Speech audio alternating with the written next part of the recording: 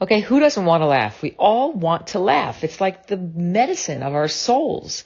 And when I think about laughing, I think about, yes, dynamic with great friends and something happens and we're talking and we're just going there and we're laughing and belly laughs and we're bending over and we're having a great time. And the other kind of laughing I love to think about is, of course, turning on something on the TV or on my computer or on my phone and watching something and just howling and feeling that joy.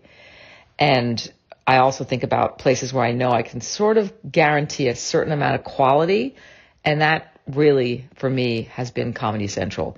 And I love Comedy Central. I love all that it represents. I love the evolution of it. But boy, I did not know about the beginning of Comedy Central and all that went into that, all the serendipity, all the heartache, all the politics, all the stuff. And we're going to talk about that because today I am going to have a conversation with you, the listener, and with Art Bell, who is basically the founder of Comedy Central. It was actually called the Comedy Channel. That was his concept when he was working at HBO in the late 80s.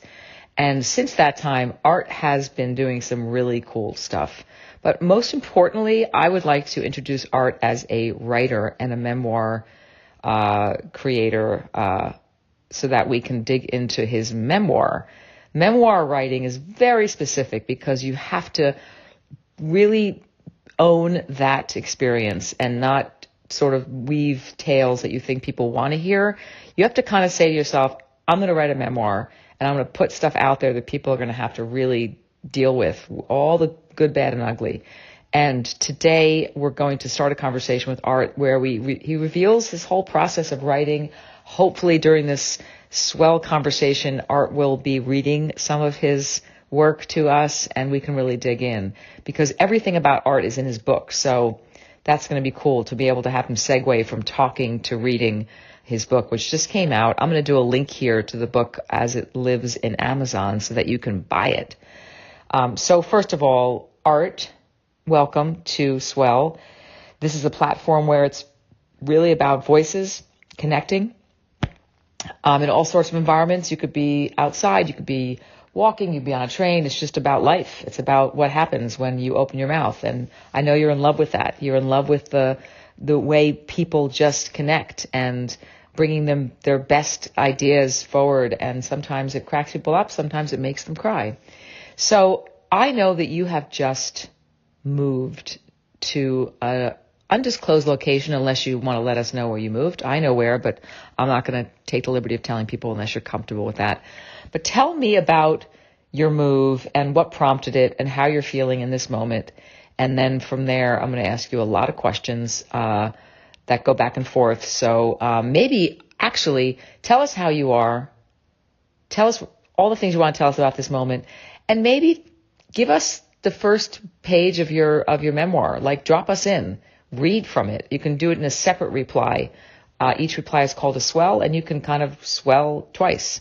That way we can really drop into your voice as a writer. I would really love that. Thanks so much, and looking forward to this conversation. Really honored to have you here on Swell. Thanks, Deborah. Thanks for having me here. I have moved from the East Coast, where I spent most of my life, to Park City, Utah. I think it's a move that I've looked forward to for a long time. We've been coming to Park City for years because it's such a beautiful place. We love skiing. We love mountain biking and trail riding and hiking and looking at all the beautiful landscape, beautiful mountains here. So that's why I moved. I will say this. After having lived on the East Coast for so many years, moving has been, how can I put it? As much as I'm enjoying it, it's unsettling. I guess that's by definition. You're unsettled when you move. But, it's a long way to move away from where I spent most of my life and career and raised a family and all of those things. So I suspect that my discomfort with this will fade. I hope it will, otherwise I'm moving back to New York. But it is slightly unexpected. I will say that. Again, thanks for having me on.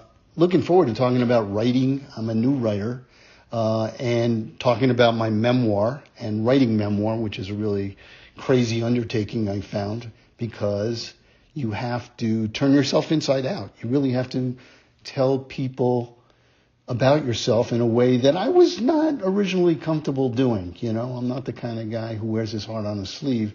So writing a memoir, I came to learn, required you to wear your heart on your sleeve, to talk about when you were feeling uncomfortable or sad or scared or all the other things that make you sound less powerful than you like to be thought of sometimes, especially in a memoir that includes business.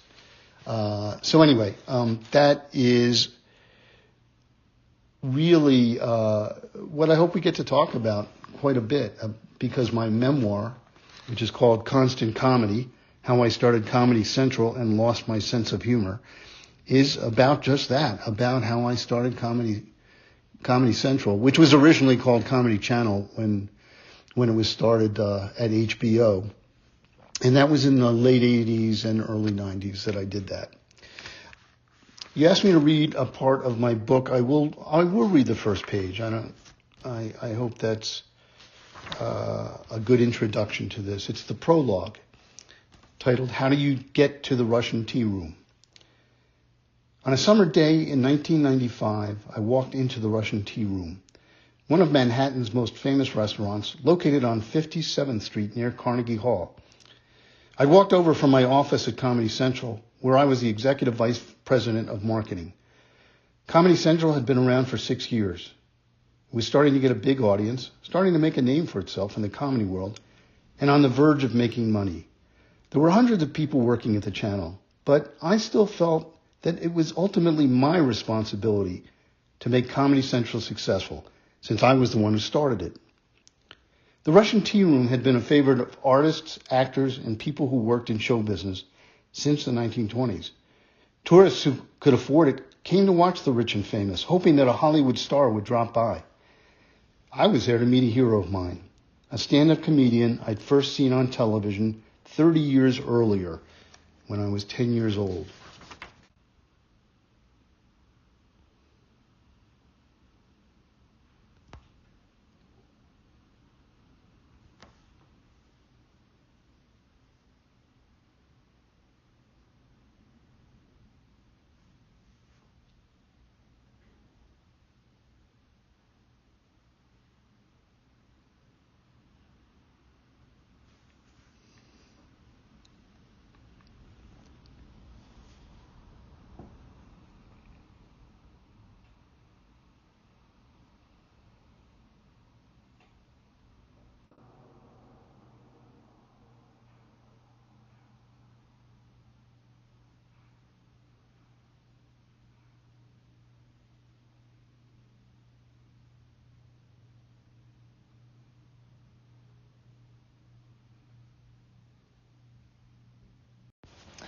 Wow.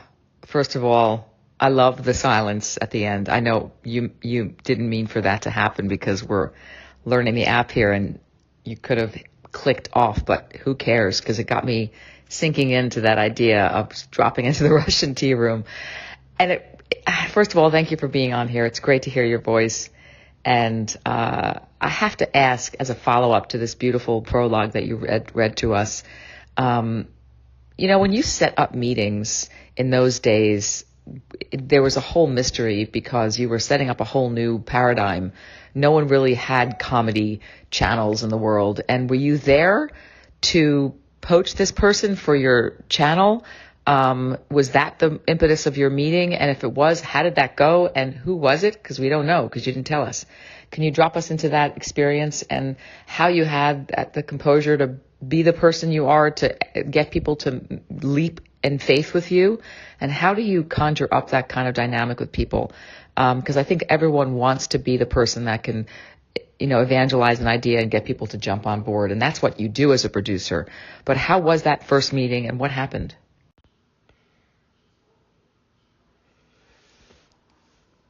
the first time I really pitched the idea was to Bridget Potter, who was the head of programming at HBO, and I got a very negative response. I mean, she told me it was the worst idea she ever heard. When I told her I thought we should have a 24-hour, 7-day-a-week comedy channel, she said, we couldn't get any comedians to be on it, and nobody really wanted that much comedy, and she went on and on about what a bad idea it was. So the second time I pitched was sort of accidentally, but to make a long story short, I ended up in the office of the chairman, kind of inadvertently, and someone said, please, why don't you tell the chairman of HBO about your idea, for a new channel. So I did. I pitched the channel without any presentation materials or anything else. And that worked. Michael Fuchs was the chairman, and he liked the idea. He loved comedy. I think I had the right person in Michael. And the other thing that I will mention is that I had been thinking about it for so long and talking to so many people about it before, and when I say so many people, I mean friends of mine in the business and friends of mine not in the business, and, just talking about what a comedy channel should look like and be. And then I really started working on it at one point and figuring out the financials and the programming and everything else. And so by the time I got to Michael Fuchs, the chairman, I really had a good idea of what the channel should be, and that was helpful. I had a vision for where it would be in 10 years. I said, look, if this works, we'll be the center of the comedy universe. And I had a lot of passion when I was pitching it because, the whole idea of an elevator pitch is you're in an elevator and speaking softly and there's boring music playing. But I don't like that. I think you have to be very passionate when you make your pitches. So I think that answers most of your question. It really does, and you really hit home with the idea that if you don't internalize your idea, and if it's not truly something that you're just breathing and living and like dreaming about, it sounds like a pitch. And it seems like with you and Michael, he vibed with you and you vibed with him, and it was like it was your language, it was the air you were breathing, it was the water you were drinking. It's like, how could you not get excited when someone spends 10 years thinking about it, and then they're like getting to hear all of that assimilated into your vocabulary, and it's your whole truth. I could see that as the big benefit for a large, long gestation period for an idea, as opposed to being a factory of new ideas every 5 minutes. Like, you lived and breathed this idea, and that's why when Michael heard it, he was like, oh my God, of course. Is there a place in your book that you can read to us where it was an aha moment for you in terms of realizing that, wow, this has traction? You kind of hit a vein, and you had a big feeling of elation that the struggle was, quote, over. I know it's never over, but did you have a moment of like pure elation, and did you write about that? And if so, can you read from a section in your book where you take us to that moment in your life? Well, there were several moments of elation and thinking, okay, this is really a mark of success, and lots of moments of despair where I thought, man, we're not going to make it. But let me go to one time in particular. We were Comedy Central by then. We'd been up for a few years and hadn't really gotten any traction, of the type that I was hoping. Then somebody had an idea. A guy named Vinny Favale came in and said, what we ought to do? We ought to cover live the State of the Union address, which is coming up in a few weeks. And not only should we have it on our air, but we should have comedians commenting on what the president's saying at the time he's saying it. And I thought that was a great idea. And we started to pursue it. We got Al Franken, who was on Saturday Night Live at the time, to be one of the hosts. The other was Billy Kimball. And that was a great moment for us. Let me read a little bit about that. We sat down to wait for the show to start. At 9 p.m. sharp, NBC, ABC, CBS, and PBS announced the start of their coverage of President Bush's State of the Union address with all the gravitas they could muster. And we were right there with them, but with a lot less gravitas and a lot more fun. Al Franken and Billy Kimball were terrific. They were respectful and irreverent at the same time. My favorite Al line, "I should have prepared more. This is a long speech." And once Al asked, "What's he talking about now, Billy?" Billy replied, "I have no idea, Al." As I watched, I felt we were entering unclaimed comedy territory and planting our flag. Lots of comedy took advantage of politics and the news, but nobody had done anything as audacious as this. It combined watch us watch comedy with smart, irreverent commentary. And now that we'd done it, there was nothing to stop us from doing it again. It was our first foray into using news and politics as a platform for our comedy. That night was a turning point.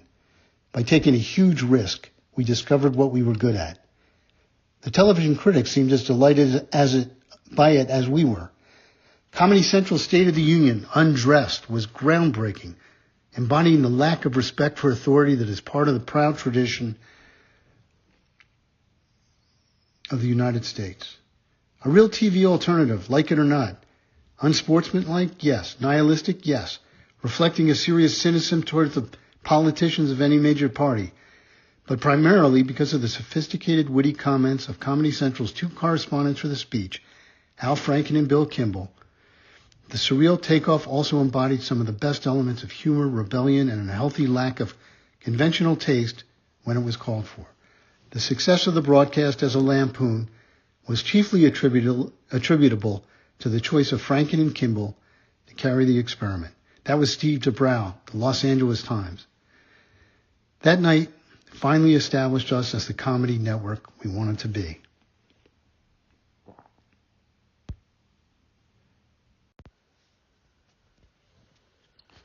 Hey, Kate. Yeah, that's a good question with a pretty simple answer, which is no. I did not expect it when I was pitching it, or even as I envisioned it, becoming a trusted news source. I did think about the connection between comedy and news. I grew up watching a lot of comedy and listening to a lot of comedy. I knew that comedy was sometimes at its best when it was topical. There was a show on TV called That Was the Week That Was, which was kind of a comedy panel show that I always loved and admired. So I assumed there would be that kind of show on a comedy network. Given that it was devoted to comedy 24 hours a day, there'd certainly be room for it. And we did talk about it even before the launch of Comedy Channel and Comedy Central. It's just an expensive undertaking. I think the fact that it became a trusted news source has as much to do with the producers of the show, The Daily Show in the beginning, and also Jon Stewart. Because Jon, remember, he was a very smart guy, or he is a very smart guy, but on the show he presented as, intelligent and empathetic and up on the issues and with a point of view. And the writers wrote to that, and Jon was perfect for that. So I think that's how it happened, and we all marveled as it happened.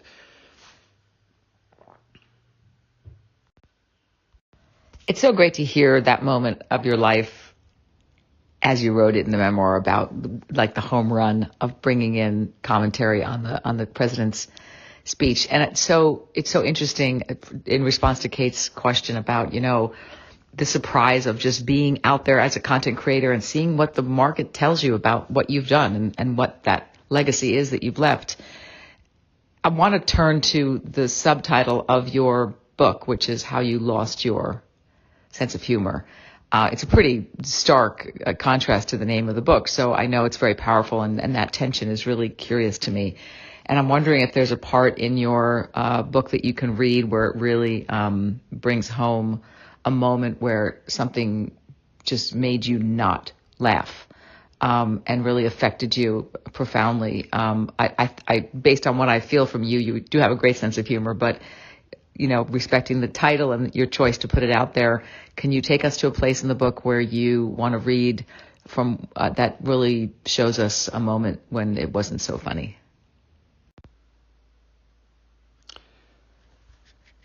Losing my sense of humor, yes. It wasn't me who said I lost my sense of humor. It was Michael Fuchs, the chairman of HBO, during a meeting. Let me tell you the circumstances. I was visiting my fiance's parents for the first time, and I was taking a few days off, and I was called back to the office from Colorado, where they were, back to New York in the middle of the vacation to a meeting that Michael Fuchs had called because he was the chairman of HBO, and he was so angry that the channel wasn't going well. So let me just read you a couple of parts from that scene.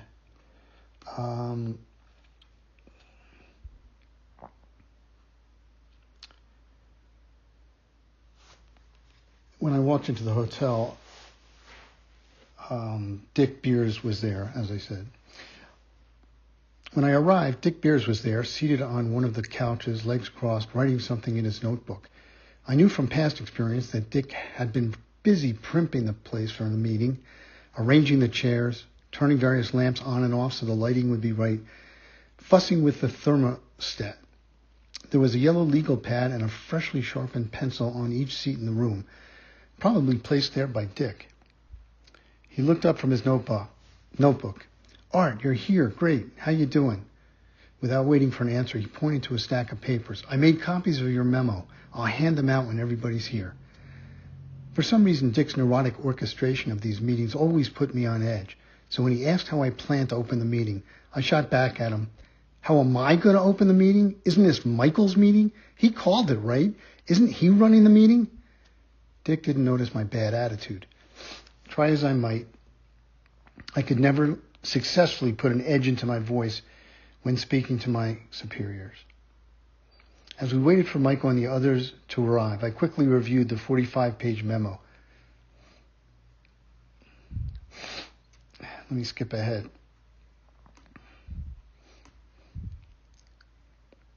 As Dick and I flipped through the memo, John Newton, my boss, walked in. Art Bell, back from the mountains of Colorado. He shook my hand and gave me a conspiratorial smile. We'll make quick work of this meeting, then go out for a couple of pops, he said, referring to beer. John's display of optimism did little to hide the trepidation I knew he felt. Like the rest of us, he'd never programmed the Comedy Channel or any channel before. Skipping ahead. An hour later, Dick, John, and 3 other Comedy Channel executives were still sitting around waiting for Michael Fuchs to arrive. Just like Fuchsy to be late, John muttered to me, using his cute name for Chairman Fuchs that made him sound like a plush toy. It's a power thing. He lets us all sweat, work ourselves into a frenzy of terror before he even gets here. I nodded grimly. 20 minutes later, Michael walked in without saying a word. We all watched him as he took off his jacket and hung it on the back of a chair near the window. Then he grabbed another chair, moved it into the circle, and stood behind it. It took the Comedy Channel to make me lose my sense of humor, Michael said. This wasn't a joke, and nobody laughed. Then he said, You're all on waivers. I looked around the room. Everyone looked uncomfortable. I'm sure I did too. But that's because I wasn't exactly sure what Michael meant when he said we were on waivers. Then I recalled that it was some kind of term used in professional football, something about the players being free agents. So I guessed what he meant was we were all up Schitt's Creek unless or until we could tell him how to salvage the situation. Dick looked over at me, our eyes locked.